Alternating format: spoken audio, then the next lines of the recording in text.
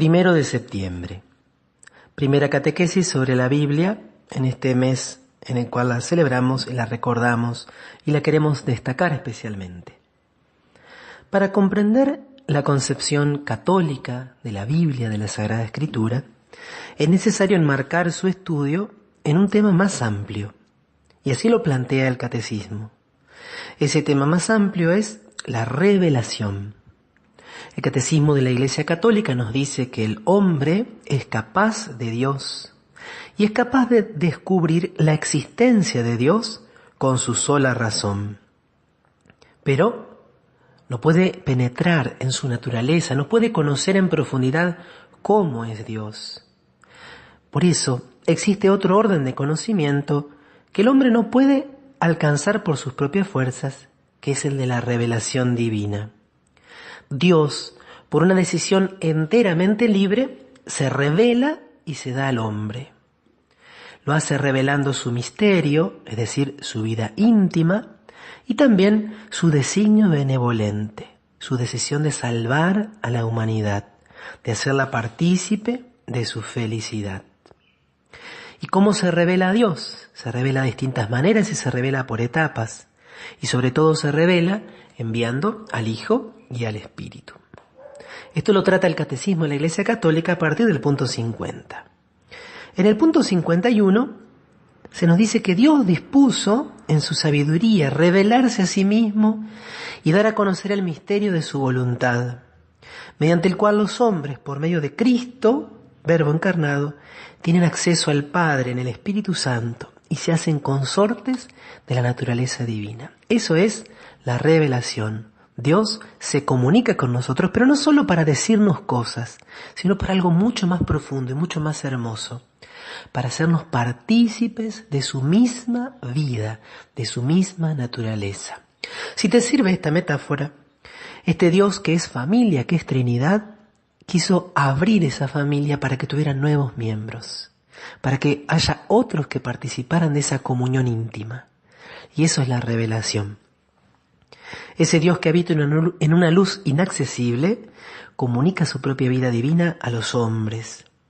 Al revelarse a sí mismo, hace que los hombres sean capaces de responderle, de conocerle y de amarle, más allá de lo que serían capaces por sus propias fuerzas. Y esa es la diferencia enorme entre las religiones naturales, entre estos intentos, entre estas búsquedas que los hombres han hecho de Dios a lo largo de toda la historia de la humanidad, y la religión revelada, cuando es el mismo Dios el que realiza este salir al encuentro, esta búsqueda. No es el hombre ya que quiere ascender a los cielos o quiere penetrar en el misterio de Dios, sino que es Dios que desciende del cielo, que se muestra, que se comunica.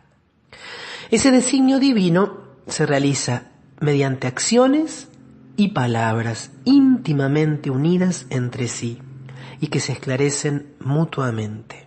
Acciones y palabras. Cuando uno lee, por ejemplo, los acontecimientos del Antiguo Testamento, ve que Dios habla, pero sobre todo actúa. Dios se revela no solo cuando a través de un profeta comunica un mensaje al pueblo, sino sobre todo cuando interviene, cuando se mete en la historia. Y lo mismo, por supuesto, va a pasar con Jesús. Jesús revela tanto del amor del Padre con la parábola del Hijo Pródigo, como comiendo con los pecadores o visitando a Zaqueo en su casa. Acciones y palabras íntimamente ligadas y que se esclarecen mutuamente. Hay entonces una pedagogía divina particular. Este Dios es un gran maestro, un gran pedagogo, y por eso no se comunica de entrada por completo, sino que se comunica gradualmente. San Ireneo de León, un santo del siglo II, que profundizó mucho en esta gracia de la revelación, habla muchas veces de esta pedagogía divina, que es como un acostumbrarse entre Dios y el hombre. El Verbo de Dios se hizo hombre, ¿para qué? Para que el hombre se acostumbre a comprender a Dios y para acostumbrar a Dios a habitar en el hombre. Ese es el misterio de la revelación que se va dando gradualmente, poco a poco, como hace un padre con sus hijos, como hace un buen maestro con sus alumnos. Dios se da a conocer entonces por etapas. creando todas las cosas, conservando todo, Dios ya da a conocer algo de sí mismo.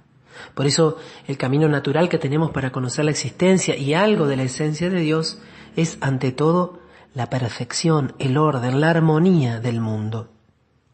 Viendo un atardecer, un amanecer, viendo la perfección del universo, viendo una célula, viendo cualquiera de los sistemas del organismo humano, podemos deducir que hay un origen trascendente y que es un ser sumamente inteligente y que por amor crea. Pero esa revelación comienza como un diálogo ya en el paraíso terrenal y no es interrumpida por el pecado. El pecado de nuestros primeros padres no anula, no destruye el designio de Dios. Después de su caída, Dios ya infundió en el hombre la esperanza de la salvación, prometiendo un redentor. Y así cuidó al género humano para llegar a darle la vida eterna que llegaría plenamente con Cristo. Cuando por su desobediencia perdió tu amistad, dice el misal, no lo abandonaste, sino que reiteraste tu alianza a los hombres. Y así en el Antiguo Testamento, el Catecismo nos va a hablar de la alianza de Dios con Noé, una alianza que abarca a todos los hombres justos de todos los pueblos. Hay una alianza también con Abraham, un maravilloso pacto donde Dios de la vida hace una promesa de un pueblo, de una descendencia y de una tierra. Sobre todo, la alianza se da cuando Dios forma a su pueblo Israel. Forma a su pueblo Israel. ¿Cómo? Sacándolo de Egipto y llevándolo al monte Sinaí, allí haciendo un pacto, entregando al pueblo los 10 mandamientos, entregando esta ley según la cual el pueblo debe guiarse para permanecer en la benevolencia de Dios.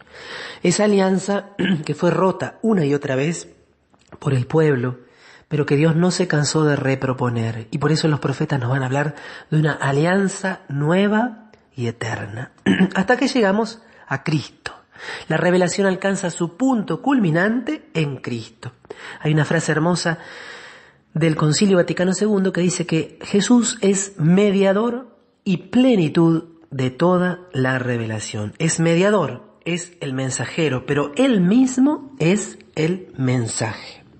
Y cita allí el Catecismo un texto maravilloso de San Juan de la Cruz, donde se nos dice que al decirnos el Padre, al Verbo, al decirnos su Verbo, al darnos a su Hijo la palabra eterna, nos lo ha dicho todo, nos lo habló todo junto y de una sola vez.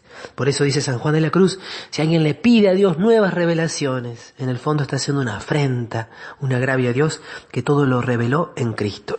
Por eso el Catecismo introduce allí un tema importante que es la distinción entre la revelación con mayúscula, este designio benevolente, este salir del Padre al encuentro de la humanidad con carácter público y definitivo, y las revelaciones privadas. Dios puede manifestar mensaje, Dios puede manifestarse de una u otra forma a los hombres en la intimidad de su oración, pero no hay que poner esto al mismo nivel de la revelación. Estas revelaciones privadas nunca pueden mejorar ni completar la revelación que ya ocurrió en Cristo y en las Sagradas Escrituras. Solamente son una ayuda para profundizarlas y para vivirlas más plenamente. Una ayuda para que en una época concreta de la historia comprendamos mejor lo que ha llegado en Cristo. Dentro de este contexto de la revelación de este Dios que nos ama tanto, va a llegar luego la Sagrada Escritura. Pero ese será el tercer paso. Mañana habrá una catequesis sobre la relación entre revelación, la tradición y la Sagrada Escritura, y desembarcaremos el tercer día ya propiamente en el tema de la Biblia. Espero que te haya servido esta catequesis. Si te gustó, si te sirvió, si llegaste hasta el final, la puedes compartir. Soy el Padre Leandro Bonín y te dejo la bendición del Padre, del Hijo y del Espíritu Santo, y que tengas un hermoso mes de la vida.